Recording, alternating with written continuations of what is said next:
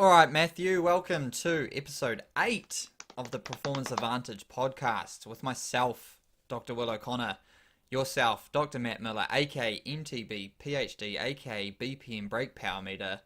Welcome, Matt. How are you going? Yeah, I'm going good. Thanks for having me. It's Good always to a be here pleasure. again. Episode 8, that's crazy. Yeah, it just keeps Wow. keeps on going. Like, do them every week, might end up with 52 in a year.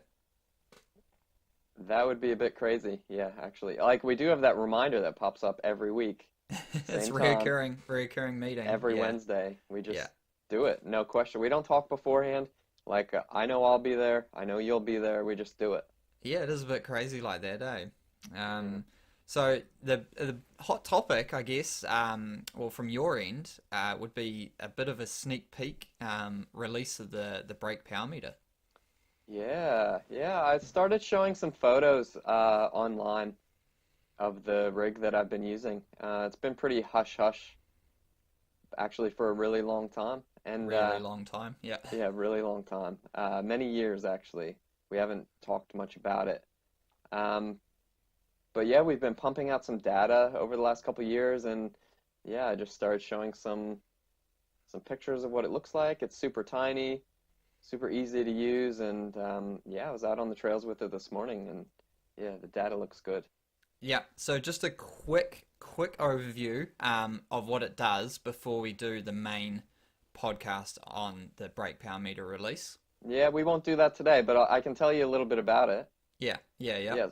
I mean, so we started measuring braking like 5 years ago, and we realized the only way to measure like what you're not doing when you're pedaling or when you're not going up a hill on a mountain bike is that we have to measure where you're actually slowing down. Because if you want to get from A to B as fast as possible, you need to pedal hard and also brake appropriately.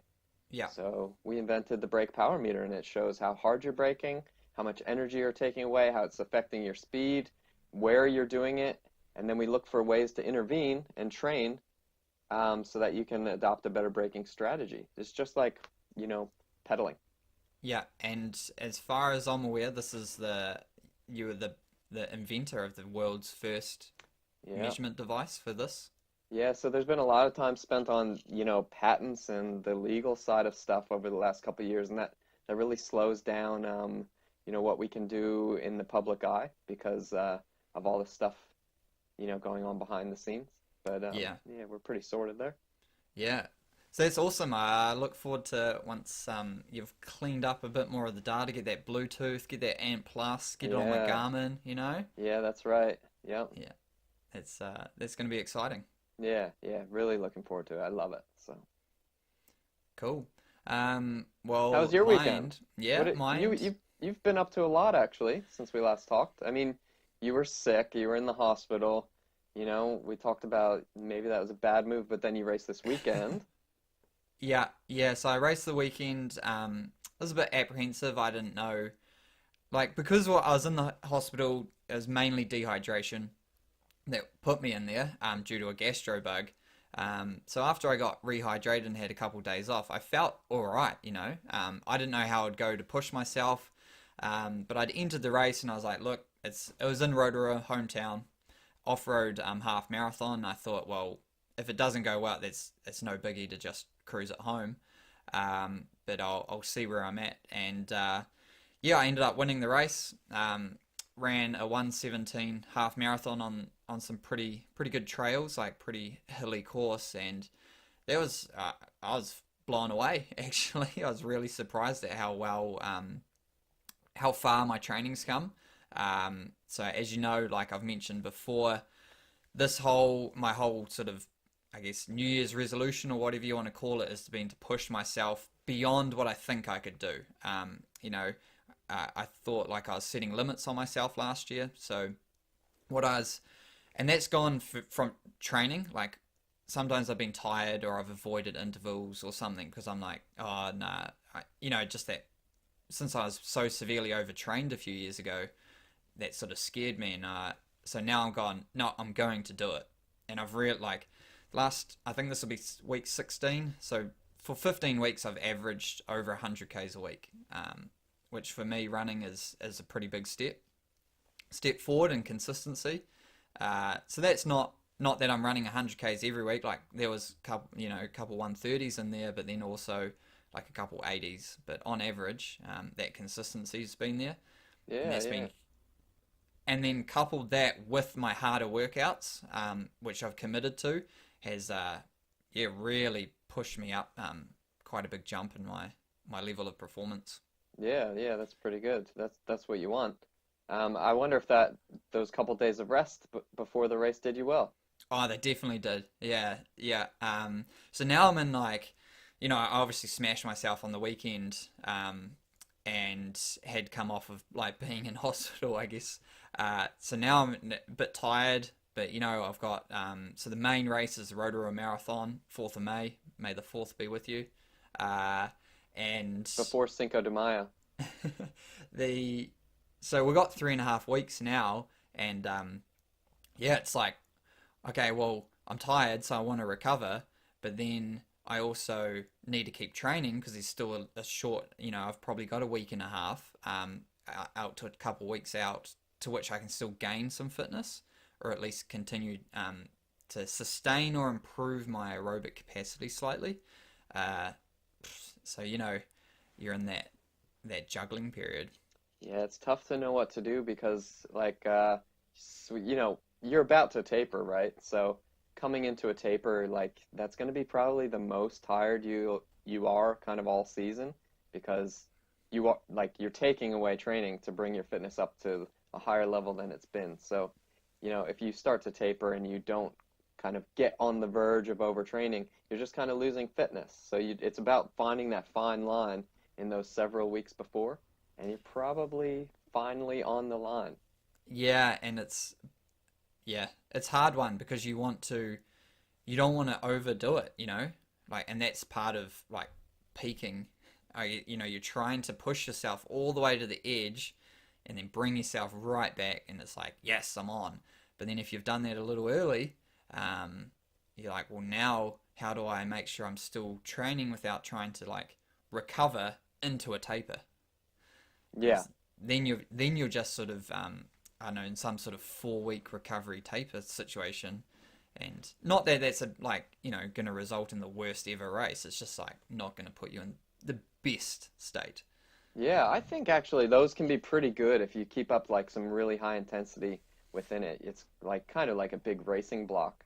And you can do that for 4 or 5 more weeks, after like some big training. But yeah, uh, not everyone's confident doing that, and sometimes if you don't have a high enough level of training coming into that really long taper, um, you're definitely bound to lose a bit for sure. Yeah, and that's where I'm at. Like I've got another race this weekend, and then a hard hit out, another half marathon this weekend.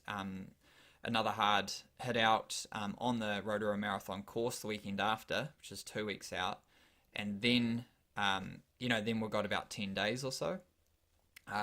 So yeah, it is like, I'm sort of in that mind of okay, should I push on for a bit more fitness, depending on, am I tired, too tired, or is it now my race block where I'm concentrated on, just hitting, getting the most out of those hard sessions. Where, because like in the race in the weekend, it was good. It was, that feeling you were really, really, really fit, but you couldn't wreck yourself. You were just a bit off to really go beyond. Um, so just because you weren't in that state of mind, or you're carrying a bit of fatigue into it, so that was good. But yeah, now it's the hard part. Yeah, yeah. I mean, this is tough, especially for a self-coached coach to take a step, like, because you know how you feel. Whereas when you're working with an athlete, you empathize with how they feel, but it's not your legs or you waking up in the morning. So when you're coaching yourself, you really need to like look at yourself subjectively instead of, just as you would one of your other athletes. And that's a tough thing to do. Yeah, what I find really good is my training diary. So going back before races, I've done really well at, and just reading. It's like you read these. I write reasonably descriptive ones leading into races more so, And it's that same reoccurring like self-doubt of like, have I done enough? Am I doing enough? Am I overtrained? All of that kind of thing.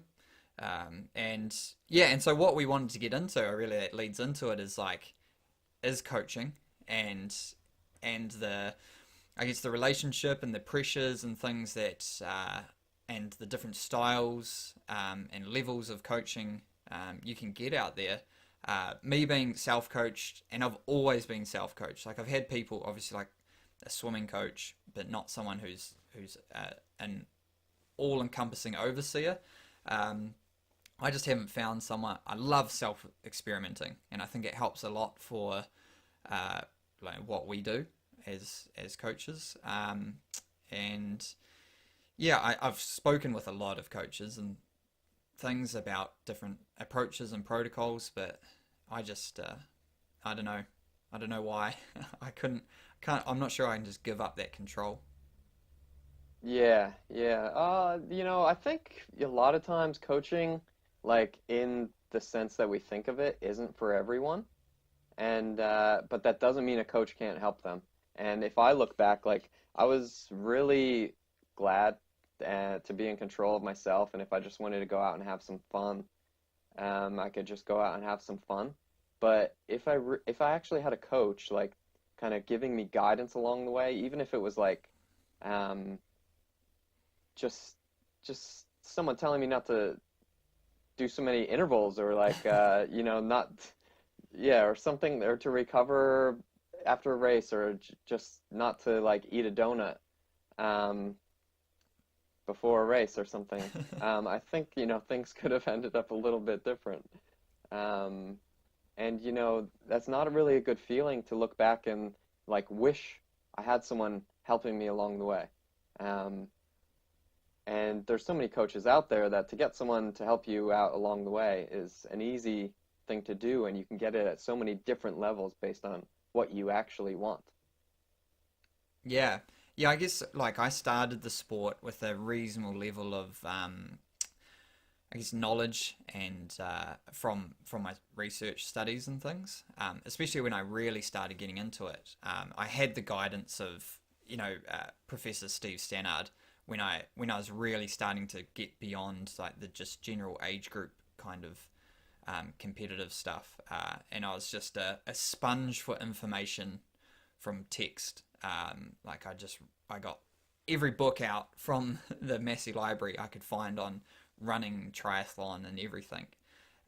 So I was quite happy to do that, because when I did approach some coaches and talk to them, but I couldn't find the level of information I wanted, beyond. And so yeah, when we talk about coaching, there's different levels, of what you want, and there's different points in which you should get coaching, and which you might not.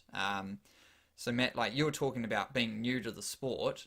Um, Personally, like I was the same as you. I was, for that first year or maybe even 2 years, I was scared to go to club events, and I was scared to like approach a coach or someone, because I thought I wasn't good enough, and I couldn't, I wouldn't be able to meet their expectations and things.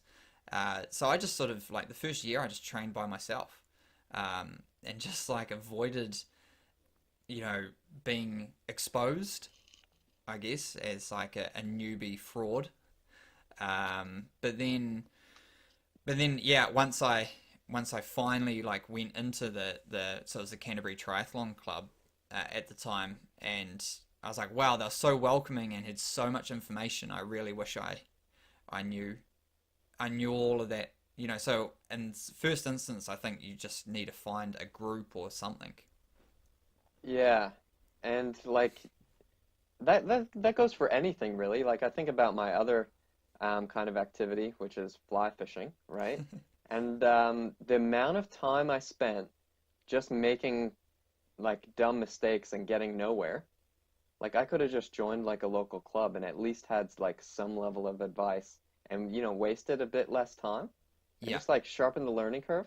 So the same goes for sport as well. Like I was a few years into riding before I actually realized like there was a thing called like hill repeats, or that, you could like get up and go for a long ride and not be totally smashed. Yeah.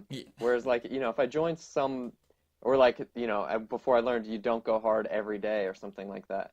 And if I just had joined like up with some people that actually knew, at least I would have gotten some reasonably good information. And then as you move along, you start to pick up more and better information, and then, um, yeah, and then the same goes for coaching. Like they can just help you with that learning curve. Yeah, you don't like in the first instance. I'd say have a look at recommendations. Who are your friends with? Who are other people you know with? Ask some people. Jump on Google or Facebook or whatever. And if you're just new to the sport and someone's been around the game for a long time, then whether they're really good or really bad, they're at least going to know all the basics. Like what tire pressure you should run, and like just generally what kind of gear you're going to need, what's going to chafe, like all of that kind of stuff. What maybe they might know what to eat before and after, and things, just all of that kind of stuff. Like, yeah, you don't need to take your Camelback. There's drink stations, like that kind of stuff is going to be really, really helpful. And so then there's also like just a general one-off kind of consultation. Well, I'll talk through about what I offer, Matt. It's similar to you. So I sort of have these. I've just released like the Performance Advantage online platform, which you're a part of, Matthew. Yeah, saw it. It's good. It's good. And so, and this is, I mean, yeah, it's a bit of promotion for myself, but what wanted to create was I had all of these questions I kept getting asked, and things that you and I would consider reasonably basic. And that made me realize, wow, the level of understanding below like a, PhD level sports scientist or elite athlete is, it's not like the information isn't there, or it's there with a whole bunch of noise. Low carb, vegan, fasted training, breakfast, carbs, nutrition, hydration, electrolytes, like all of this noise is like, well, what do they all mean, and how does it? So I created this platform in which it's all of this information, as well as live Q and A's with myself and presentations and things, and training plans are all there for like a low fee, $45 Kiwi a month, and you can get into it and just generally start somewhere. Low price point, you can get in, you can get your questions, and then if it's not for you, you're like, you love just experimenting by yourself, you can make your own training plan within it, but it's at least that first step, I think, to like a community. And other coaches do it as well, like if there may be some in your region. And then beyond that, because when I first started, I'll just tell you how this came about, right? Because when I first started, I was like, I'm just going to do a coach. I'll just be a coach. I'll just get athletes on a monthly reoccurring, fee, and coach them. And then what I realized is people, like when I entered the sport, weren't ready for coaching. They also were apprehensive about a large commitment. An ongoing fee, is that forever? Is it, how do I cancel? That's an awkward relationship. That's an awkward thing to say. And so then I started doing just one-off consultations, which you can do one-off or reoccurring. And that was great. There's a great way. I found people were happy to come and talk to you. It's a lot lower price point. It's a one-off fee, and people get all the information they want, and they can run away with it and sort of, doctor it up or do what, like use it how they want. And then maybe come back and say, actually, I need some more ongoing input, or I only need to talk to you once every 10 weeks with this training plan you've given me.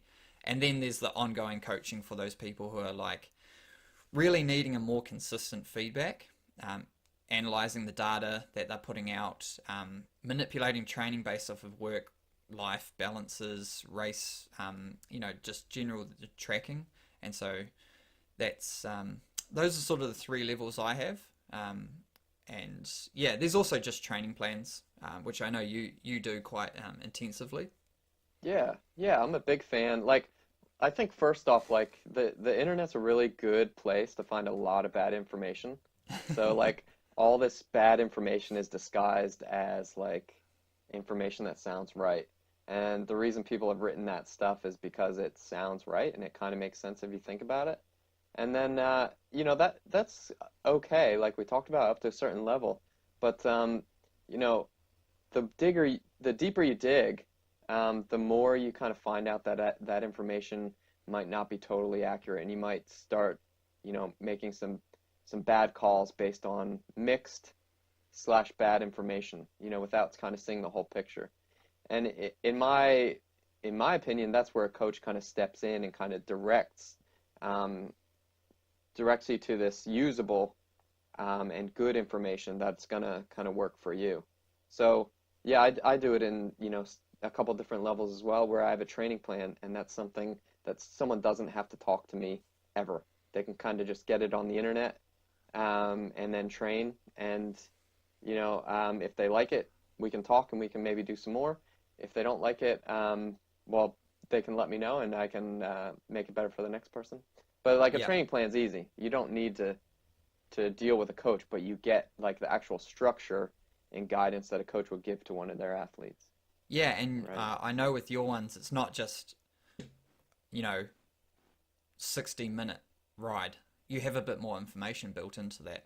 Yeah, what I like to do is tell people why they're doing something. Like, 'cause, an easy hour and a half road ride, before breakfast. Why am I doing this? Yeah. So give the athlete a bit more information and kind of talk about how it fits in the overall kind of plan and the goals of what that plan is trying to do. So at the next level, where it's direct coaching, where I'm working directly with an athlete, um, they get that kind of training plan, and they get it fully customized for their goals. So we sit down and we talk. Well, it's usually on the phone because most of my athletes are abroad or um, and somewhere around the world. Yeah. And we talk on the phone and we say, what are your goals? And then I help them kind of pinpoint measurable goals, and we set those and build a training plan around that. And then we catch up periodically to kind of talk about how things are going. And within that, you get like added information, like maybe race strategy and like fueling kind of things. Yeah. Um, but what I think goes really good, like you, is the consultations, and that is something that often athletes will get a training plan and they'll kind of do it themselves, and then they're ready to take it to the next level, and they have this background information. And it's just good to kind of spend some time with a coach, um, to just get more of the nitty gritty stuff. Just talk for an hour, and you learn a lot in that time. Yeah, I was sort of apprehensive to do something like that. I was like, oh, no one's going to want to do it. But it's been my most popular, I guess if you want to call it a product, my most popular product, because people have all these questions like, okay, well, so that they're happy to come in and I do like a 10-week training plan. So we sit down, nut it all out and say, you know, like, oh, normally I would never recover or taper or, so we're able to structure it and say like, especially if you're coming back from injury or maybe you're pretty sorted with your training plan. One guy I spoke to, it was all around this race strategy. For an hour, we went over, it was a marathon, like, what are we going to do beforehand? The day before or the couple days before the taper, the nutritional strategy within the race, like the hydration, the course profile, how to pace that. So all of that stuff, like you just needed, you don't need an ongoing coach for that if you're very happy with your plan.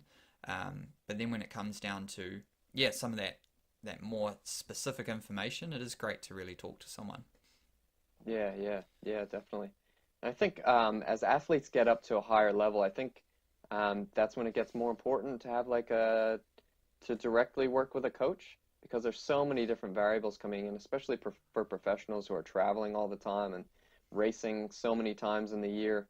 That's when it gets really important to build like a really strong relationship with your coach. So that way the coach has a really good understanding of how the athlete operates, and the athlete understands how the coach kind of operates. And over time, they can build this really good understanding to help direct, um, what needs to be done based on the information that we collect in every training session.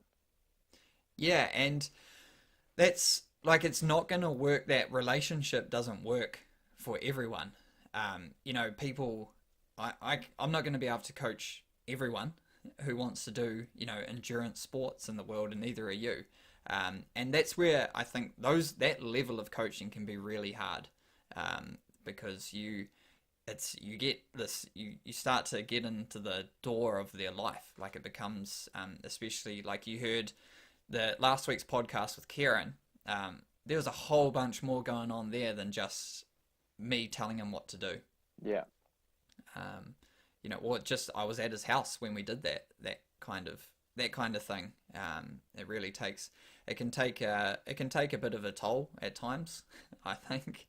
But yeah, that is you got to be ready for. You got to be willing to to give quite a bit of information. I think in that if you're going to get an ongoing coach, you're going to spend that money, and that investment. You got to give it like 3 to 6 months to really see some results. Yeah, yeah, definitely. And like, if you're kind of just getting started in sport or you've been doing it for a long time and you kind of know what you're doing, sometimes just a small tweak can really make big improvements. But when athletes are at that higher level, it becomes that all-encompassing day to day, everything going on kind of thing. And just small adjustments, it's going to take time to kind of see those changes because, for a lot of them, they're already coming to us when they're already like really good, and we're just Yeah, trying to make them improve like a couple percent, a percent or something like that. That it does become like everything. Um, Everything that's involved in life is important.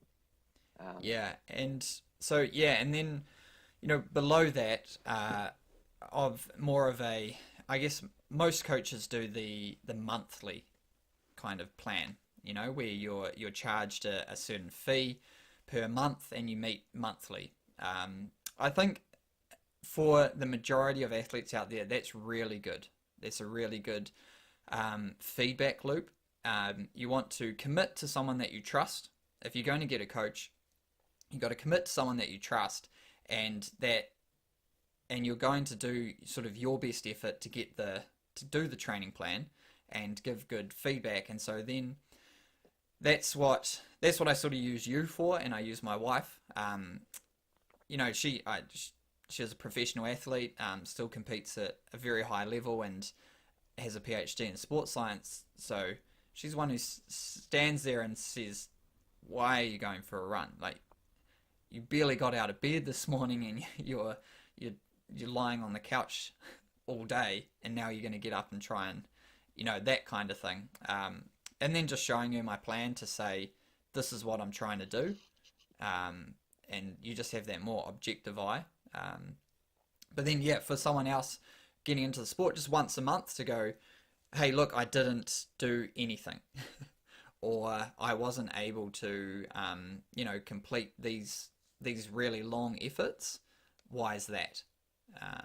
And then you've got someone who wrote the plan for you, can review it and say, "Well, this month, what we're going to do is take this workout out and put this one in," and that over like the course of a year will dramatically improve or should improve your outcomes. yeah, yeah, yeah. And I think that's totally like that just happens. Like people miss sessions, and like some sessions are too hard, and like sometimes we can't do the same session uh, this many times or something like that, and that's okay, and that's totally something that happens, and that's where it's really good for the coach to kind of step in and look at why that might be happening, and then and really importantly is to adjust the plan in the future so that way the athlete can stay consistent, because consistency is super important for reaching their goals. So if there's a coach setting up like a plan that the athlete's only able to kind of get in most of or some of, then it's really the coach's job to make the plan fit the athlete. Yeah, and a lot of the time the athletes are going to think that it's their own fault. That "Oh, I couldn't do it because I was tired, or I didn't eat enough, or I was," but coaches, athletes need to hold the coach accountable. In some instances, I've really been a part or seen it where it was my fault. You know, I didn't.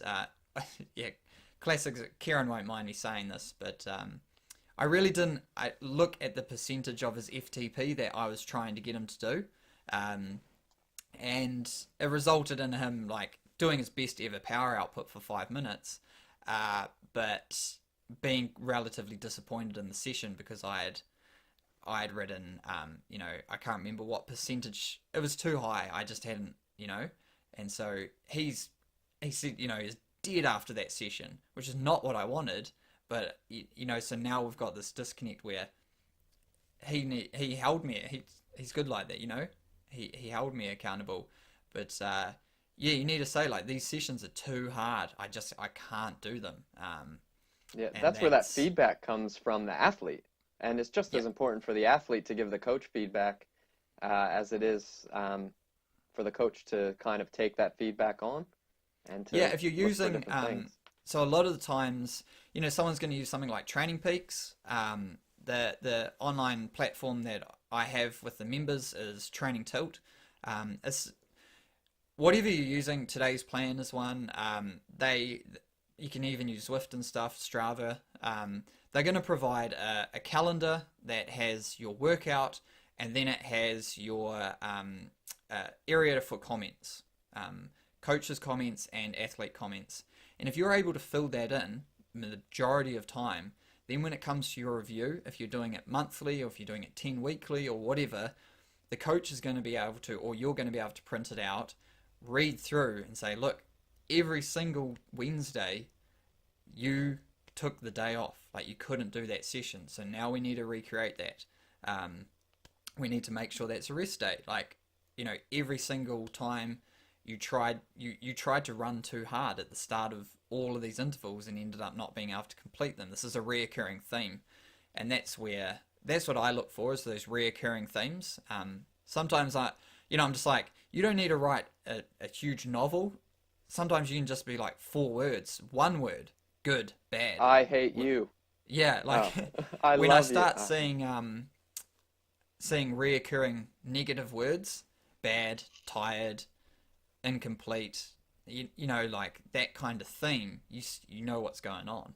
Yeah, yeah, and that's something that so these programs, these software programs, I'm not sure if we talked about this before in another podcast, but they give you so many metrics, and it's going to spit out these graphs and based on how hard you went for the last 42 days or something like that.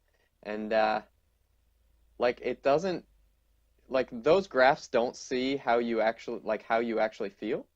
They don't see those comments, and that's where I really love those comments, because you can look at a trending graph and it might, I'd take them with a grain of salt, but on paper, the training plan might look like it should be working perfectly and the data might look spot on.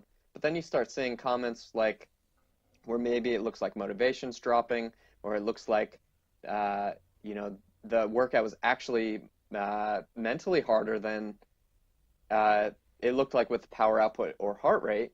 And those software systems don't recognize that, and that's where the coach needs to adjust things on the fly.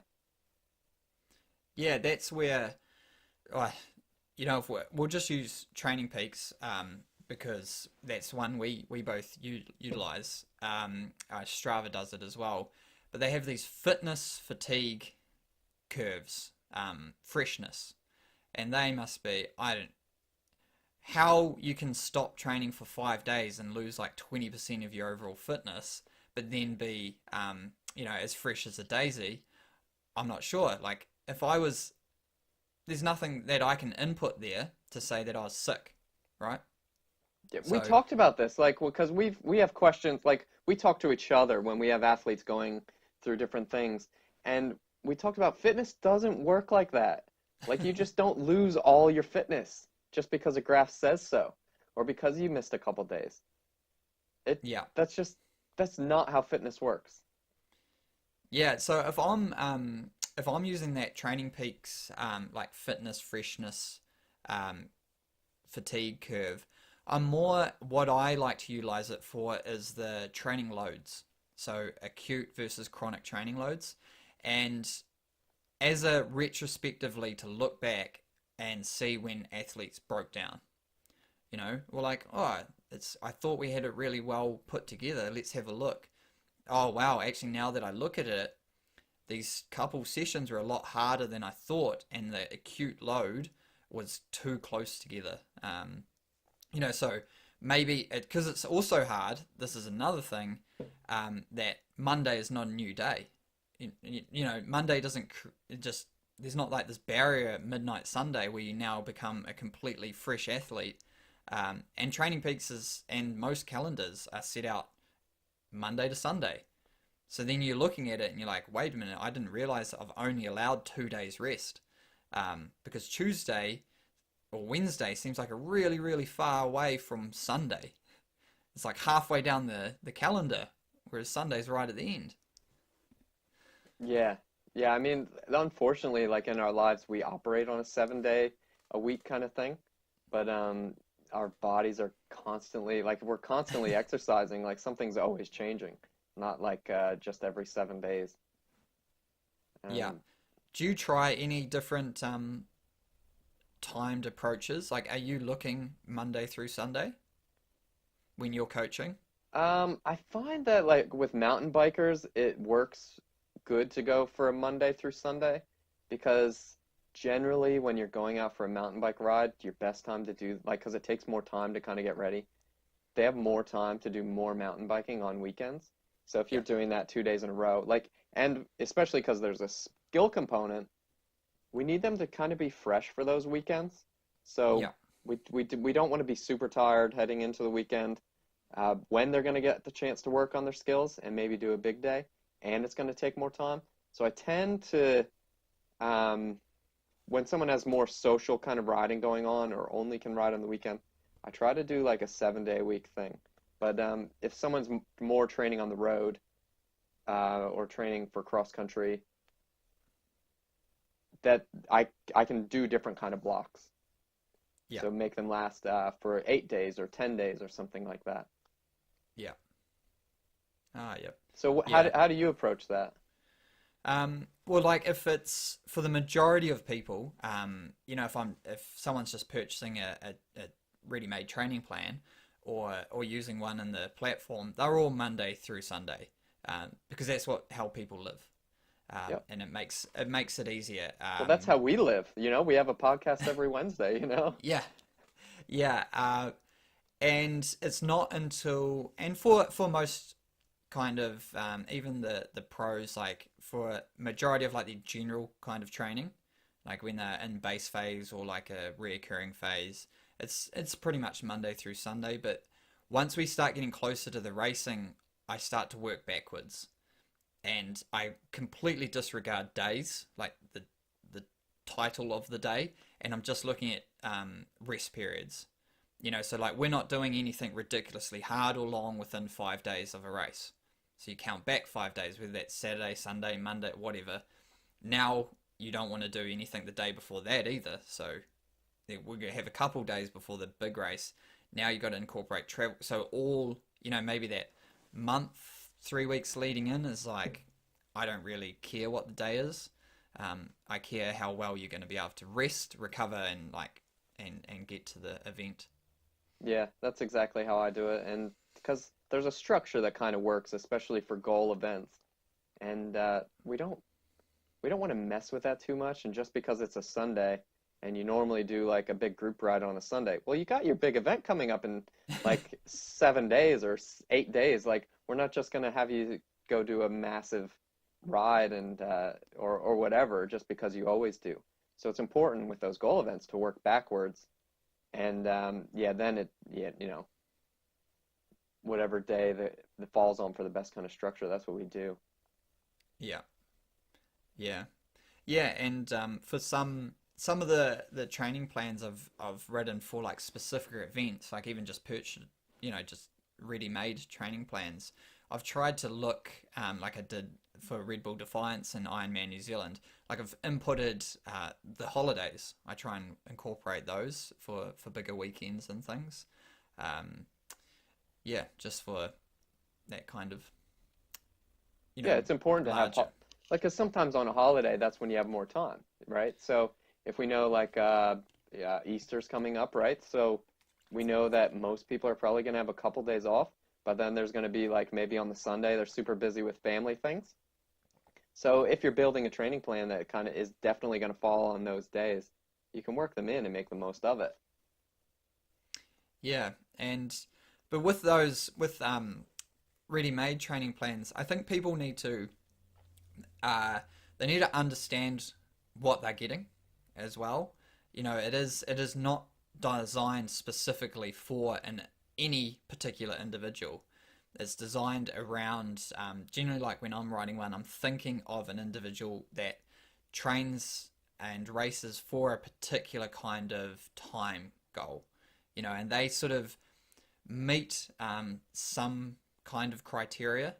Like if we're thinking about a 4 hour marathon runner, that they're going to be running at least 3 days a week, kind of thing. So I'm thinking like this is all right. So they probably tick these boxes. Like I guess you're just stereotyping athletes. Um, Yeah, but there's nothing wrong with that. I think like that just like when I build a plan for mountain bikers, I'm trying to really hold them back because what mountain bikers do is they just go way too hard all the time. So that's what yeah, I I have in I mind. incorporate the heart rate stuff into mine as well. Which yeah, so but anyway, going to like what you should expect and sort of different levels of training. Like if you're just getting a training plan, let's say you're just paying. I've seen some free ones, and I've seen some atrocious free Yeah, training plans. yeah. Um, Look, in the first instance, I'd say just don't even bother with a free training plan. Then you got your next level up, which is I've seen them around $20, like a very nominal kind of amount. Some of those are reasonably good, but the level of information you're going to get on them isn't amazing. And then you go next level up, and you're going to be anywhere from 50 to $100. And I'd say that's probably what you should be purchasing.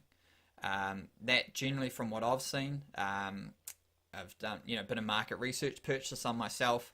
It's like these are really good. These provide good amount of information. They provide a good opportunity for flexibility, which you should always incorporate. That if something says Tuesday, but you can't do your workout on Tuesday, then move it to Wednesday. And often, if you're paying that amount, the coach or the person who's produced it is very willing to jump in and move something around for you or answer a few questions. I know I am definitely. I get questions. Hey, look, is this fine to do? I work nights. I have Mondays off or whatever. Um, is that what your kind of experience has been? Because I know yours are around that 100 plus. Yeah, yeah, I try like, like a 12-week plan is I think something like $100. But yeah, I like what I find is most of the people that are buying like a training plan, they're just going on to Training Peaks. They're not talking to me, they just buy it and then they do it themselves. But what I really like when they contact me and like see if there's any changes that need to be made or something like that. So within it, like Training Peaks doesn't really make it super easy for the athlete buying the training plan to contact the coach. There's no Yep. like really direct connection there. So what I just give my email at the bottom, and if you have any questions, just contact me via email. Like I want this to work for you. Like I don't want you to just um, you know buy it and like maybe not do everything, or like maybe like it's just not going to work for you. Maybe you need to start it a week later or something like that. Like just ask me, and we'll make it work for you. Yeah. Yeah, yeah. No, I've found the same, and that's why this new like my training platform has all of that incorporated into it. You get the training plan, and then there's still a very open means of communication within the platform, and also on like our members Facebook page, where so you're not being left. And that's what That's why I'm saying you need to understand you get what you pay for. If you don't pay anything, no one's going to reply to your email. Yeah. you know. And then if you're only paying $20, there's probably 1,000 or more people that have bought that plan. They're not gonna potentially even remember what it is if you are able to contact them. Um, so so yeah, that would be just a few sort of things to look at when if you are just purchasing a plan. Yeah, yeah, and people need to bear in mind, like, we want it to 100% help them. No matter what level we're working with an athlete, we definitely want them to improve. Yeah. Um, and yeah, that goes for a $20 plan or whatever. Like, we do everything we can at that level to make it work for the athletes that are using it. Yeah, and in general, coaches, that is their main passion and goal is to help you as an athlete at whatever level progress. So that feedback loop is really important. Like there are no stupid questions. There's because you may think, oh, I don't know if that's a dumb question. Your coach should probably have heard it 1,000 times and is very willing to help you out. So you got to make sure you contact them and get the advice because otherwise, what can happen is you're in a you know you can be in a negative relationship like training wise, or your program might not be working for you. Your coach has no idea, and he or she is just the next time you review and you go, oh yeah, it was all right, like not wanting to put them down or something. Now you're just getting more of the same, and you then you know have had a bad experience. That Yeah, wasn't which it's we just don't through. we don't want to give a bad experience to anyone. Um, I recently wrote a post over on mtbphd.com about how, um, you know, coaching is like one of my absolute passions. Like I love it. I didn't see myself coming out of university and being a coach, but I really enjoyed it and I enjoyed helping athletes and I just love to like helping an athlete build a plan and then seeing it work for them. Um, so yeah, like we want it to work for sure. Yeah, that's how people have come into this profession as well. So yeah, just be very willing to post up questions and you'll generally get a response. There's obviously like within reason. If you only purchased a ready-made training plan, you can't expect to get a one-on-one dealio. No, and But that's why like as coaches that's why we need to set different levels.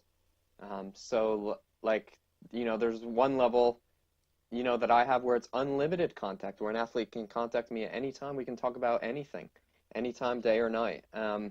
And that's very different than someone buying a 3-week plan. So I need to protect the value for the athletes buying the training, the coaching services at the very highest level. And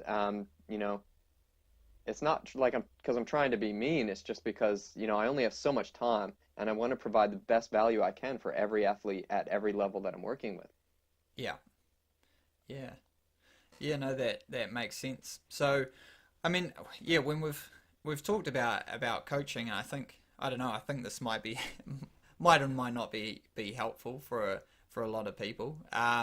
But yeah, what are some of your like main takeaways from if you're going to get a coach? What are the do's and don'ts? Do's and don'ts. Well, I'll tell you one of my previous don'ts. And one of my previous don'ts was I said I wouldn't work with junior athletes Yeah, because I just didn't want to burn them out, right? yeah, But then the more I got involved in it, the more I saw junior athletes getting poor advice from a coach, and would end up burning out or something like that. So I changed my attitude, and I take on junior athletes, and I just with the goal of making sure they stay in the sport and continue to improve. I want them to have fun, as opposed to kind of getting really good really quickly and then quitting.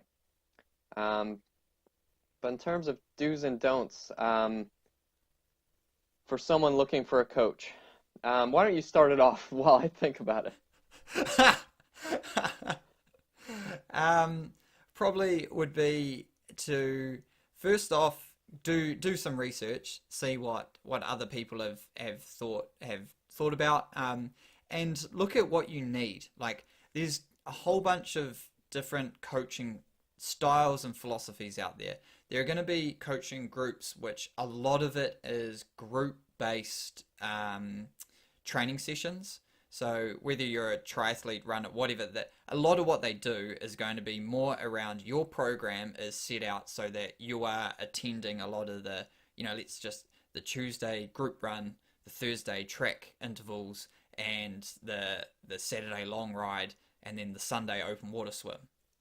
So, there's that kind of thing, and if you're not in the same region as that coach, or you're not able to attend a lot of the, if that's a lot of what the value is in the coaching plan, and you're not going to get that, then you're not going to get the most out of that kind of situation.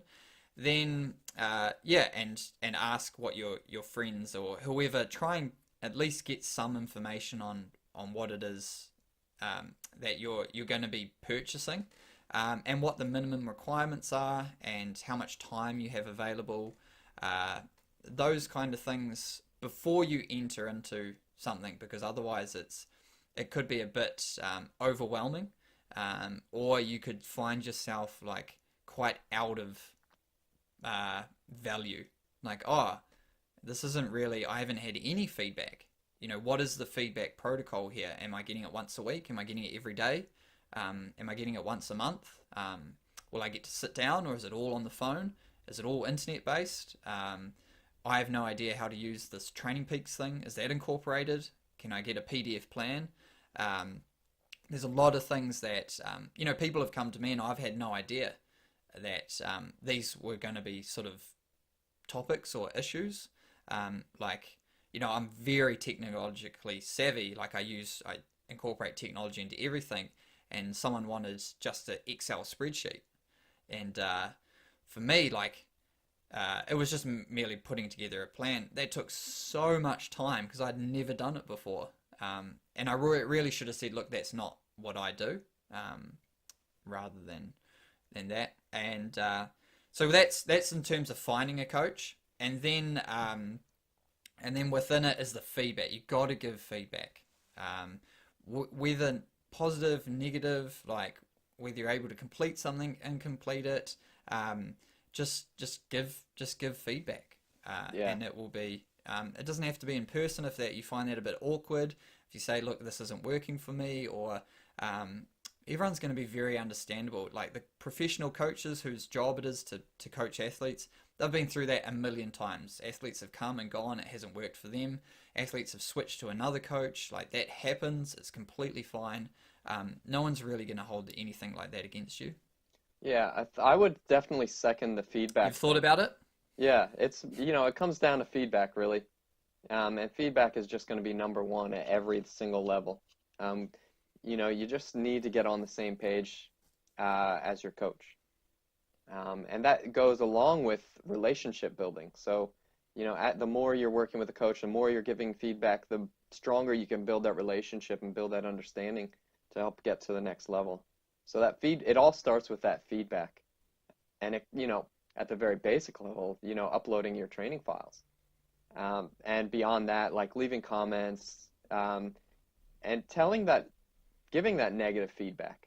Because sometimes it's hard to get like a negative feedback because people would be worried about maybe offending the coach, but we have tough skin, Yeah, it is something I've found very, very hard, and we spoke about, like, it'd be really nice to have an exit interview, but being individual business owners, that's hard to sit down and say, look, can you tell me what I don't do so well? Like, personally, I don't want to hear it face to face. It's going to hurt. I know I'll absorb it and move on, but it's a challenging. We don't run these large gym corporations where you can have independent people come in and run surveys and all of that kind of feedback loop in terms of our stuff. So if you can hint or pick up on different things that we do, then that would be helpful. Yeah, yeah. And we need it. We need that feedback, that negative and positive, and we'll try not to be sad, right? Well, part of it, one I got from, some people are very willing to give feedback, which I really appreciate, was that some of my stuff was too over the top, or not over the top. Like, we speak at a certain level in terms of like, oh, this training zone, and just use your aerobic heart rate zone. Like, people didn't even know, or not didn't even know. People don't know what that is. Like, I just took it for granted. And some of the language I was using was, I guess, too, intensive, or it was at a set at probably a higher level than those that were purchasing my training plan. So, so that, and the inconsistencies, like how many inconsistencies do you have in what you call a general aerobic easy steady ride? Well, you just gave me a bunch of words there. Yeah, that sounds good. Yeah, I use all of those interchangeably. That was one of the feedbacks I got. Was like, what do they all mean? I was like, oh, they're all the same thing. Yeah, yeah.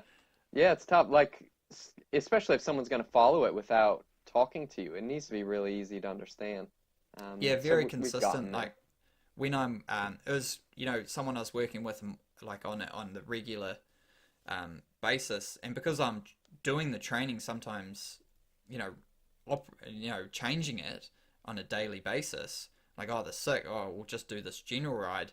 I've just put that in. I've had to change it on the fly, so I haven't had the time to look at what I called it last week. Yeah, yeah, yeah. That's all right. They don't get too upset with those kind of things. They, the athletes. All right, so yeah, what else? Is there anything else you'd like to cover in terms of coaching? No, I would just say just get started.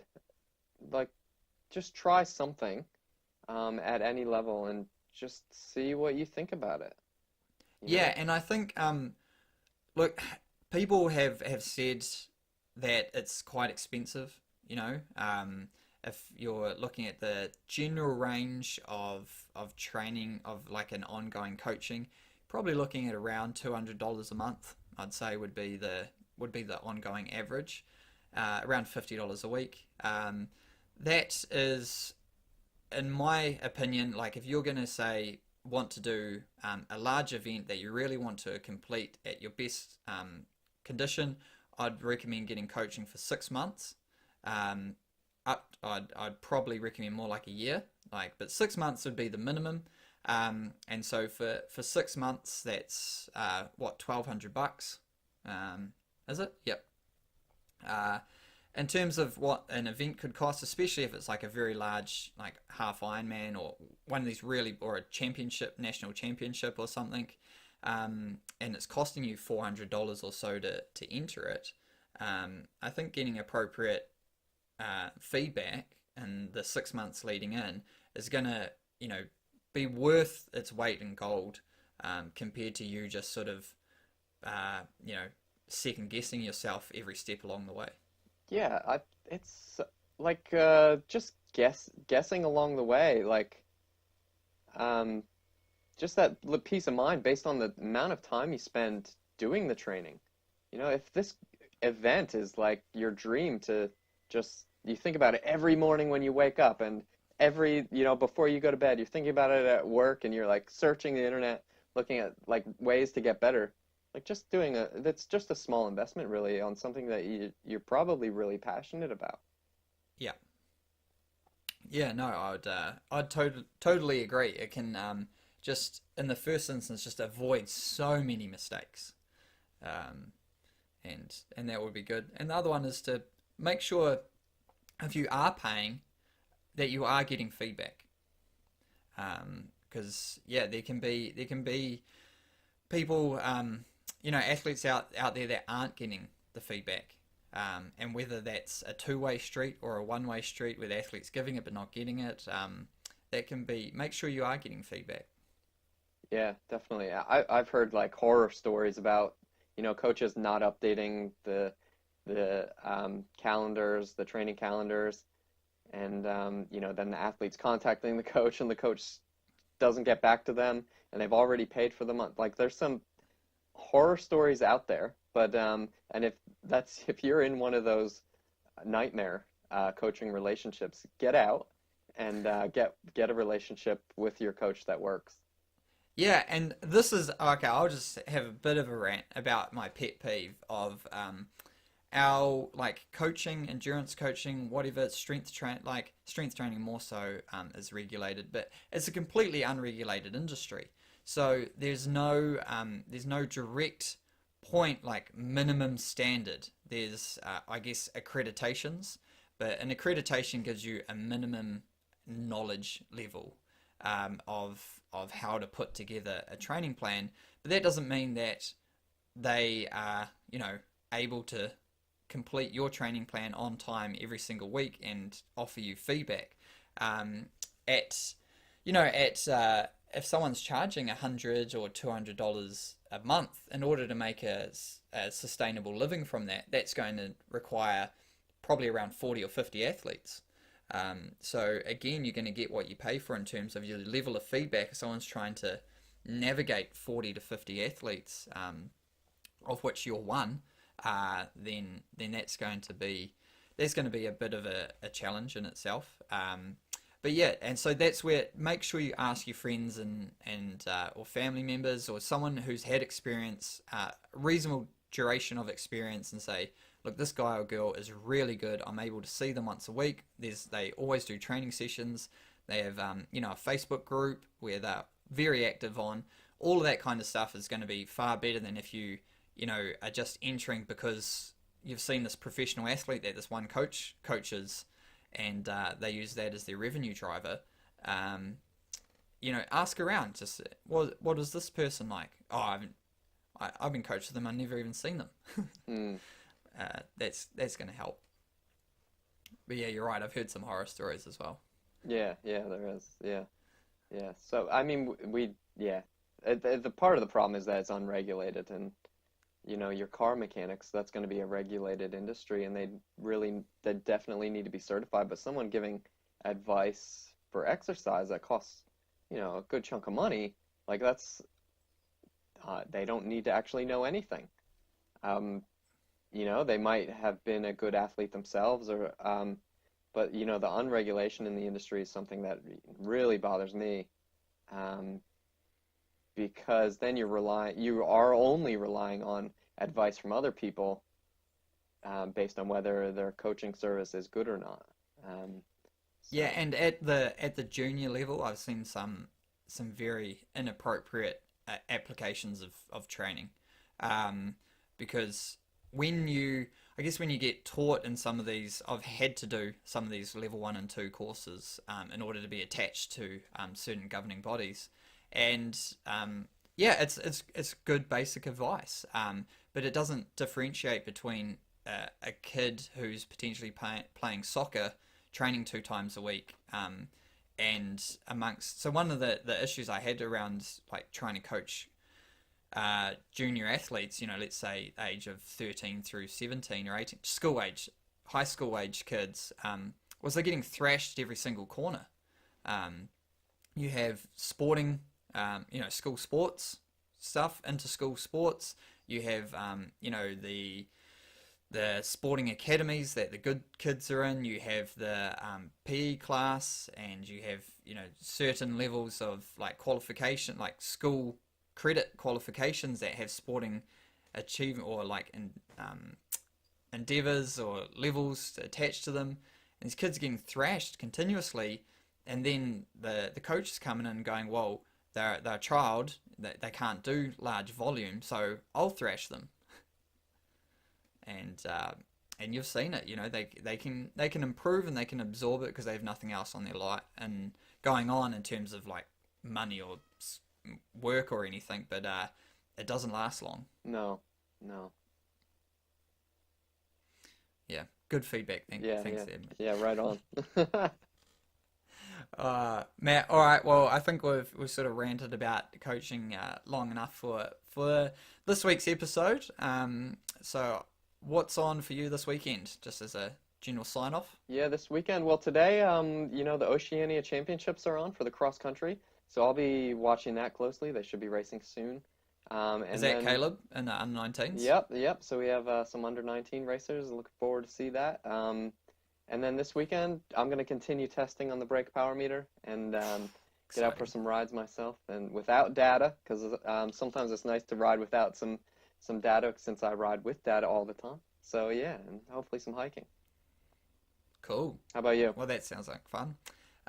Yeah, I've got the half marathon in Tauranga on Sunday. Trying to try and smash out another really good event race there. Otherwise, just training, building more content for the website and etc. etc. So yeah, Should be fun. yeah. All right, Matt. Until next Wednesday at around 9 a.m. See you I'll then. see you then.